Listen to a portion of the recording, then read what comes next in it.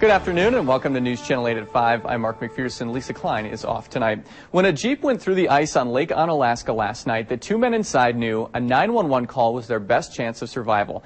It took more than 40 rescuers and equipment from a variety of different agencies to pull them from the icy waters. News Channel 8's Laura Reed joins us now live in the studio to tell us why it's so important for area agencies to work together in a rescue like this. Well, Mark, the town of Campbell firefighters were the first on scene last night at Nelson Park to help get William and Daniel McAllar off the ice. But because the two men were almost a third of a mile from shore, the firefighters realized they needed the help of some equipment that they didn't have.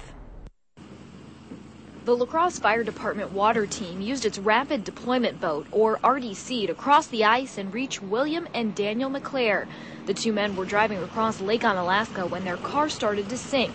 They were able to get out of the car, but were then stuck out in the middle of the lake. They ended up being 50 or 75 yards away from the vehicle in case it went all the way through. So they were just out there kind of wet, cold, shivering, scared. Firefighters from the town of Campbell knew an RDC would be needed to reach the men, a piece of equipment they didn't have.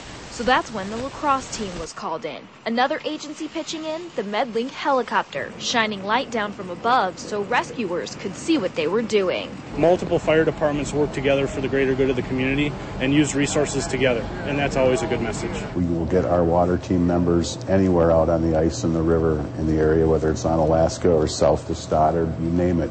If someone calls and requests help from the La Crosse Water Corps team, we'll be there to assist. The Campbell Fire Chief says the accident serves as a reminder that no matter how cold it is or how thick the ice is in some places, in others it can be thin.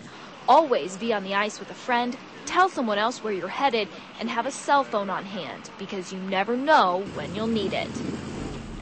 The La Crosse water team trains every month, and just last week the team trained for this exact kind of situation, rescuing a snowmobiler from the middle of the Mississippi River.